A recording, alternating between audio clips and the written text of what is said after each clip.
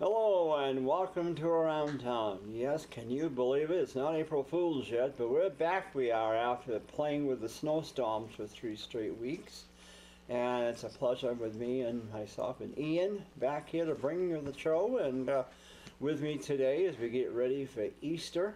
And whether it's the Christian Easter or the Orthodox, which is right up a week afterwards, but in Passover, that's coming up right with it, but we still got snowstorms on the horizon. But with me today is the Lord High Sheriff of Nottingham, Merrimack County, and close. Yeah, I know, really. Yes, I'll tell you. Yeah.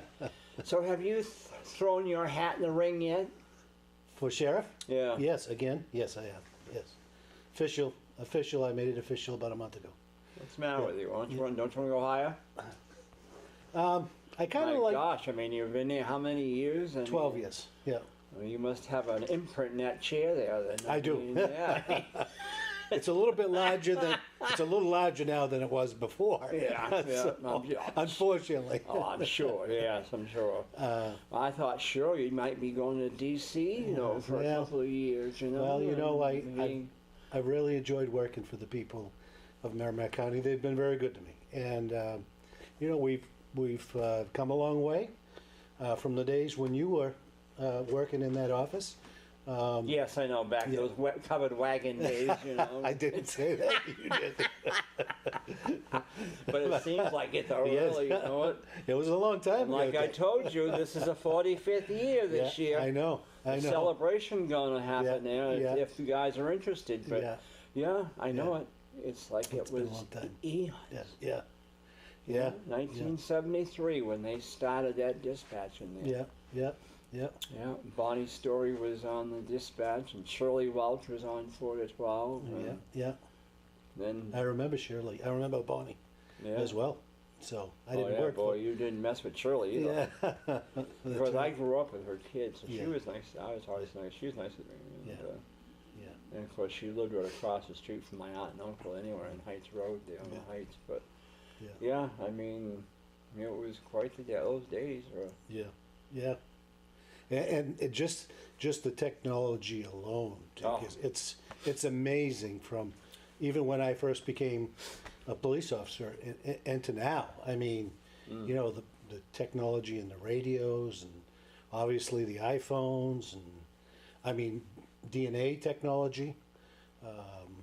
That's been a saving grace for some who were wrongly convicted and others who never were convicted. Yeah. So, but it's been interesting. It's been, and I'm still young and I'm still agile enough to keep going. So I think I'm, my hair's getting gray. I know. I was going to say, Miss Clairol hasn't taken care of the gray out there, white hair there, but no. At least I got hair. That's how I look at it. So I didn't think about you in the old days. Really. I remember when I first met you there. You were in Northfield. Yep, I was a kid. Yep. Well, you're younger than I am anyway, right? Yeah, I am. I'm 58. I'm 65. I'll be 66 this year. So, but times have changed. Yes, they have. In Merrimack County, I still don't understand how a town cannot have a police department. That gets me, but not in this day and age anyway. I agree. And they rely on the state police or the sheriff's office to take care of it. But hey, Webster finally got a chief. Yep, finally. I remember Steve Adams. Yep. Wasn't he? He was chief after I was. He became chief after I left. Yeah, but I thought he wasn't he? Well, I must be thinking of other Steve something. Because who was the one that was at Hooksett in Candia? And Steve. I thought it was Steve Adams. No, it's Steve Agrifiotis. I don't know. Yeah, he was the chief of Hooksett. Yeah. Yes. Yeah. He retired. Boy, I think 4-5 years ago, maybe. No. So. There aren't many, I'll tell you, left from the old days. No. Because like I said, I was talking one day to somebody, I don't remember who it was, about the old days of the sheriff's department, because they had all white cars back then. Yeah. No writing on them or nothing. Right. But they had the plate numbers. Yeah. 50, 51, 52, and all that, and that was it. Yep. Yeah. None of the fancy stuff. Yeah, technology. Well, I can remember too when I'm sure with your budget this year, but I can remember when the county commissioners, oh boy, they went over that budget with a fine-tooth comb. Yeah, they did not want the dispatch center number one. Right. We had to rely on federal funds to keep it going, Right. grants and stuff. And then they didn't want the sheriff's office out there patrolling like the state police or Right. the local town. Right. They said, nope, you're duplicating efforts, you are. Right. And, Right. Oh yeah, it was quite a Right. ring around there for a while. As myself just coming into work Yeah. and hearing all this stuff, and Right. it's like, boy. Yeah. Well, you know, it's just the opposite now, as you know, Dick. I mean, you know, you can't have enough eyes out there on the street, and with all the stuff that's going on in the world, I mean, you know, none of us are immune from that, and I don't necessarily harp on that. I mean, we're a relatively safe state, but nobody's immune. You know, I ask the people who work for me to make sure that they're there. We help the towns much more than back when you were at the sheriff's office. I mean, it's become an important thing for the towns to need the You're help. making me sound like we didn't do nothing back those days. No. Oh man, No. Scotty. I guess I won't vote. Boy. But No. I just, you know, we've changed. Things have changed dramatically. yeah. So, Do you think they'll ever bring your department back to Concord again where it belongs? I think maybe I don't believe I'll see it, but or you either maybe on that note. But I think as the county continues to grow, you know, a central location. I mean, now we're going to have the courthouse, the old courthouse, and we're going to put some county agencies in there. But I think somewhere along the lines they'll want to relocate it because, you know, we are out in Boston. We, as you know, we have a civil office in Concord, so you know, convenient for the city folks and the folks around Concord. So, but I think in time, you know, we have a minimal investment where we're located because we used inmate labor to do it, and a lot of people don't know that. In fact, I gave a tour to a state rep last week in our headquarters, and I explained to him that, you know, the construction of that area would have been about $350,000-$400,000, and we did it with inmate labor in our maintenance group for $53,000. And he said to me, "That's the greatest news. Why don't you get that out to the taxpayers?" I said, "Because Dick Patten hasn't invited me on his show to get it out to the taxpayers." Well, you're on now, so there you go. I got it out. Yeah. Well, you know, like, you know, you work right regular on here, and, but the trouble again is, the fact is you're up there, and you live up that way, and to bring you back down here, then back up, it's almost kind of foolishness sometimes, but you know you're always welcome to come on here, but yes, I do. you know, the towns themselves, I mean, I don't know, I mean, we had, of course, Loudon and Canterbury and Epsom and Pittsfield. I mean, the original towns that were there when I was dispatching, it was Allenstown, Boscawen, Dunbarton, Canterbury, Salisbury, Webster, there's somebody else, Hopkinton at night, not days, just at nighttime. And that was only after 11 o'clock at night. Kathy Shook was in Hopkinton, right, then? She was on. She was on days, but there was another lady that was on nights. I want to say her last name was Merrill, but I can't remember her first. Mary, I don't know, something like that. Can't remember, but she would take calls. I don't know if we were home or what, but it was always until 11 o'clock, and she would call in and sign off. Wow. And then they finally got rid of that, and we got them 24 hours. Kathy was on days. She had 600 on days, and then that was her numbers. And then when I went to Pittsfield, 450, and then 100. I mean, there was some, you know, excitement those days, but I was trying to think. We had Boscawen, Canterbury, Salisbury, Webster, Allenstown, Dunbarton, Epsom, Pittsfield. Yeah. No. No? Pittsfield. No, I can't remember. Right. I know there's two more. Right. But then Hopkinton at night. But then Loudon came in. Then Epsom came in. Then Dunbarton and Allenstown left. Mm-hmm. Dunbarton went to Bow. Bow, yep. But you've got Bow now. Yeah, and Bow is a very busy community. Because it is. Yeah. In fact, the first year we began dispatching for him, the Bow chief had given me some numbers, not the current chief, the previous chief, and she'd give me some numbers so that we could, assess what we were going to charge them. And I thought, geez, these numbers seem really high, but they're a very busy town. They're a very busy town. Could ask me, I told you. Yeah. We're busy. Yep, yeah. And so as a result of that, we had to put on an additional dispatcher, and it's a busy place in there now. Have you been into our new place? No. You've never I been. haven't been, You got to come in sometime and see. Just look at the technology change Oh, I'm sure. and that stuff. So I'm sure. it'll be of interest to you. Yeah, So- I'm sure it would be. Yep. Because But- back those days we had, we made out incident slips. We had that little brown plastic box. Yeah. Yeah. That was, you had the white sheet and the yellow sheet, and Right. the duplicate. Yep. And Yep. you filled out an incident report, Right, and that's yeah. what they had. Yep. Yes. Yeah. Yes. And then we had the microfiche after a while Yep. to get listings, or we'd Right. go stay police. Yep. But, it's just, but yet we still have the same, you have the same things, Right. domestics Yep. and drunks and, Yep. Yeah. And the one thing about it now is that technology helps us. But when you're dispatching for 15 towns, as you know, and we were restricted to one channel on the radio for a long time. I've expanded that now. We now have two channels. We have an east and a west side of the county, and one dispatcher takes the east side, one dispatcher takes the west side. And they're two separate channels, so they're not, yeah. there's not a backlog of waiting for calls. Back when you were doing this, we literally had to wait for airtime. You were frustrated. You know how it was.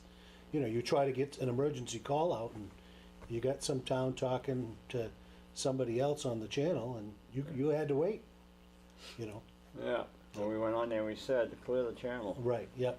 Signal 1000. Yeah, Signal 1000. Yep. Yep. We still do that.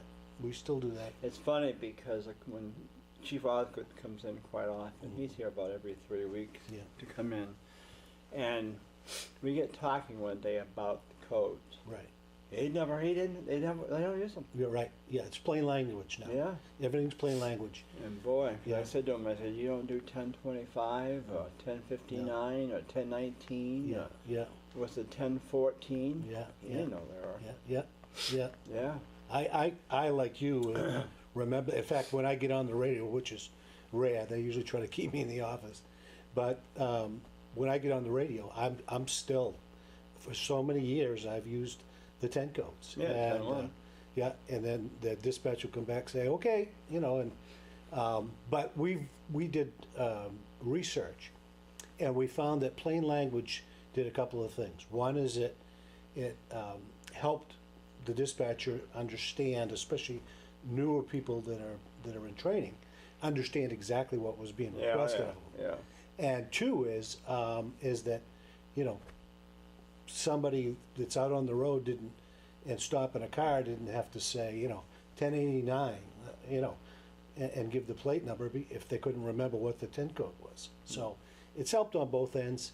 For those people in now what we call the digital scanner land, if you've got a digital scanner, you know exactly what's going on, so, but it's worked pretty well.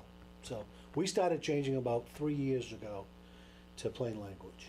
And, but, so people like Chief Osgood and others who haven't been in this as long as we have, Well, don't remember that. It was funny because the first couple of years I was at county, we were on the 10-4 codes. Oh, yeah. Concord PD was on 10-5. We were on 10-4. Really? Yeah.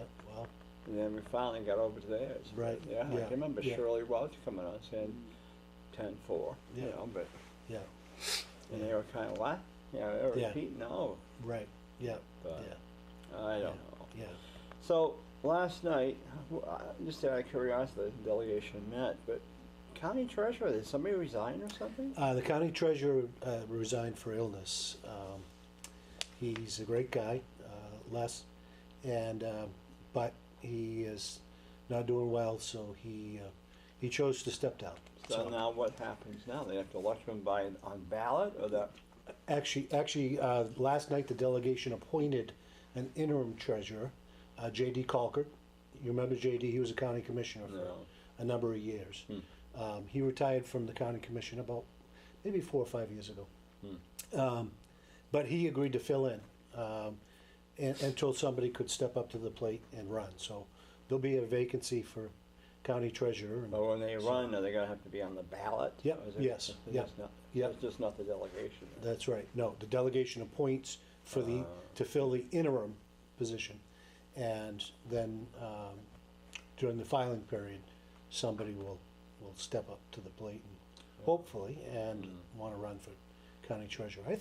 I haven't heard a lot of names, but I think there's a few people who've done it in the past that might be interested in doing it in the future. So, but I don't know that for sure. And then, of course, the courthouse is Yeah. under construction there, Yep. and what Yeah. will they do with the old Moose Club? They're gonna sell that, or gonna keep it, or are they gonna do with that? Right now, they're going to keep it. Originally, they wanted to try to sell it to consolidate everything, but they're gonna need additional space outside of the old courthouse. We'll keep an office in there. The Register of Deeds will be in there. The county attorney's office will be in there, In where? in the old courthouse. Okay. Yeah, yeah. Or the current courthouse, which will obviously have a different name when the new Merrimack County Superior Courthouse opens. So, And out back is a parking garage, parking lot. parking Yeah, lot. it's actually, it's a two-tier parking lot, but it's not covered, so. And there's no intention to cover it, so. Oh. But, when the county and the state negotiated the contract for the courthouse, one of the things that they set, the state has a policy now, is a minimum mandatory parking space. So, I think it was 150, I'm not sure, but that's, if you've seen the rendition of the new courthouse with the old courthouse, which now you can see from 93 and downtown because the administration building came down, or they took it down. I think it's going to be really, really attractive to the citizens. With the old courthouse in the backdrop and the new courthouse, I think it's going to be a fine looking site. I really do. What do you mean, new courthouse? New Superior Courthouse. Are they building one out front of the old one? No, behind it. Okay. So you'll see the old one first. But Yeah. I mean, the concept of the two buildings together, I think will be, Because think- when I was working there, Yeah. when I first started there, out front yeah, was this grassy knoll. yeah. There was a driveway up around, and that's where we used to park out front, some of us did. Yeah, Because we were on the front windows there right, of the first floor, right, the dispatch was. yeah, And that's how come I met Eric Phelps that time, and he was on Concord PD one time. He was sitting down underneath our window there, and but that's where we were. Well, after being up on top floor, yeah, they moved us down the Yeah. first floor, yeah, then down in the basement. yeah, But yeah, it was all a grassy knoll. It was yeah. we used to see the mail truck come up through there and Yeah. park. And I've seen some old pictures and it was Yeah. pretty attractive. it was. It's still very nice looking now. Yeah. And like I say, well, I think with the two buildings, the new and the old, together, I think it's gonna be a great looking complex. Oh, So, I'll tell you, it's amazing Yeah. how things have changed, but yet you go back to the old days again. yeah, You yeah, know.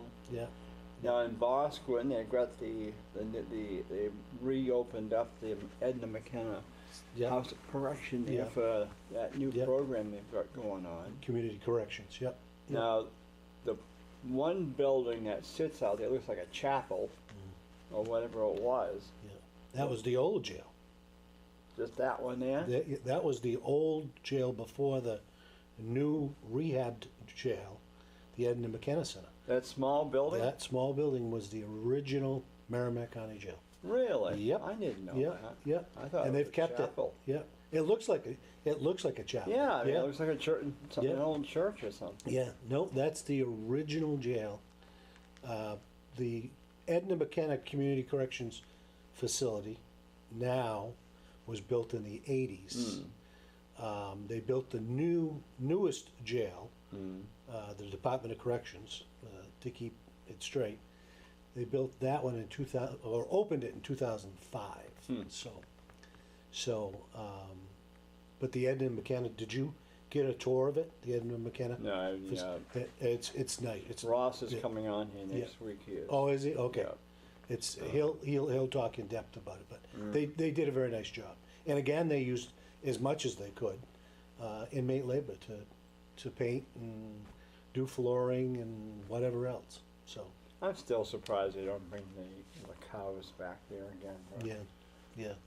You know, I The don't farm, understand- yeah. the farm, because Grafton still does. Yeah. They still have their Yeah. cows up there and Yeah. pigs and all that. Yeah, and the fields to grow the vegetables. Yeah. Yeah. I don't understand why that Merrimack doesn't. I don't know. I don't know if it was, especially with the the inmate labor. I mean, that's a big savings to the taxpayers. Of course. So I know, but who knows? Yep. So what's hot on your agenda now? I mean, Right. did you add any more manpower? Are you going to have to lay off anybody? Yeah, no, I added another deputy sheriff. I requested it, and the delegation approved it, and I'm appreciative of that.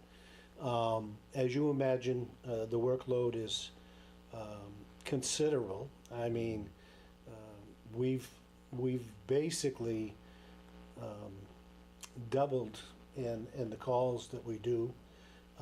Last year, we surpassed in the dispatch center 58,000 calls. But we added another deputy sheriff as a result of Felonies First. And I know as a legislator, you heard about Felonies First. And it's been in the newspaper and that stuff about, it's a new program to try to expedite the judicial process, if you say it that way. And it's been taxing on the larger counties. They started with the smaller counties, and we've been doing it for over a year now. But it has an impact. I'm still, the jury's still out with me on it, but I think somewhere down the road, hopefully it'll be successful. But we've added the drug court program, which is another new program. The Superior Court is trying to deal with the opiate issue, and I think Joe Q, taxpayer, can tell you about the opiate issue because it's so prevalent. So Yeah, New Hampshire's nothing but a dumping ground for drug addicts up here. We're the dumping drugs of the New England states. right.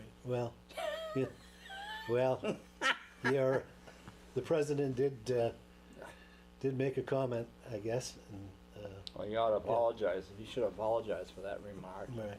Right. New Hampshire's no different than D.C. or the other ones out there. Well, it's interesting that some of the smaller states are seeing the impact of this just as much. Of course. And I can remember when Rhode Island was considered a heavily infested with different crimes and stuff down there because of all the different population. Yep.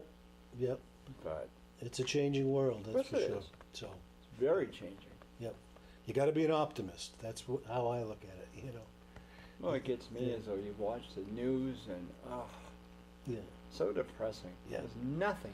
The only thing that's been good news on there lately was the sister, the nun there from Loyola, Chicago, with their basketball team. Oh yeah. How she's been on there cheering. 98 years old. 98 years old. Yeah.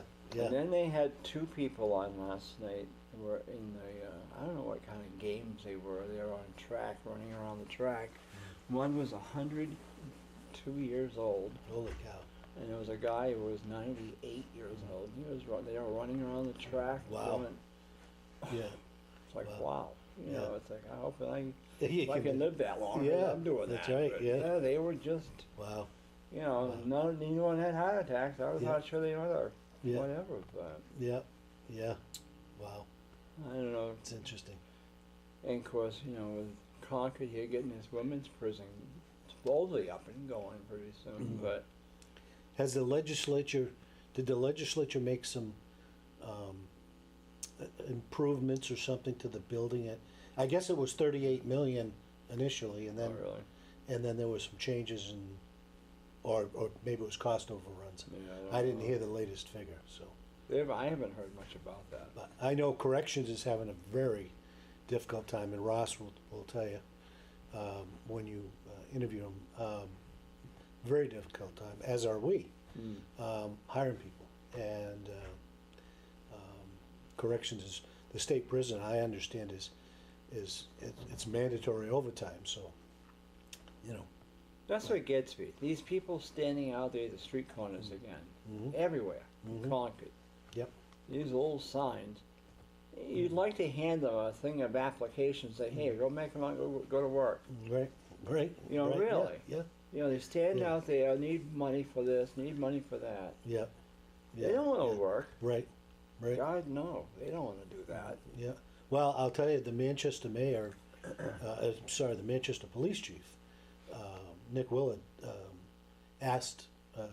did a public PSA and asked people not to give them money and that stuff because he felt I think they did some kind of undercover sting operation where they found that really it was an abuse. Of course it is. So, but Well, I remember back when I was on city council here, they made it a thing that if you got caught giving them hand to hand money, you could get like a $500 fine. wow, yeah, wow, Well, there's my big name. yeah. Well, it's been a pleasure having you on again. And Yes. get you on quicker than Right. we had you on, but Thank you for having me. well, hey, it gets brought up to date what's going on in the sheriff's department, Yep. and Yep. It's always a pleasure to let the taxpayers know. yeah, well, So, hey, know that you have officially announced Yep. your bid Yep. again. Again, yeah, 2 yeah, years. It's yeah. like, where the heck did time I go? know. It's like you get done. As a Yeah, state we rep, got- you we got to gotta- do the same We thing. got to file again in early first Yeah. of June, Yep. So, and hope that we can mhm. get in and not have too much competition. but- Right. Yep. Yep. So, good. Well, good enough, and well, thanks again Yeah. for my director Ian Marx, Yep. and thank you to Sheriff Scott Hilliard. And if you have any questions, give him a call or stop up there in Bosquen and see him as you go towards Franklin, and he'll gladly give you a tour. That's right. Or when you get the new one built down here. Yeah. Yep. Exactly. So Yes. anyway. With that in mind, I'm Dick Patten. Have a great day. This is for Around Town.